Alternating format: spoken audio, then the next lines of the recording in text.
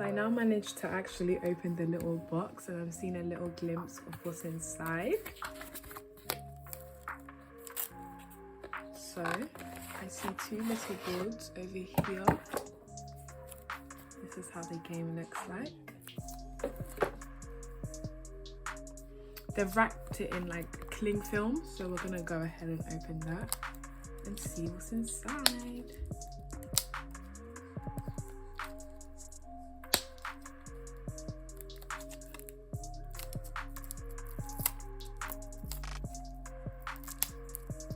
How the board thing looks like. I've just opened it up.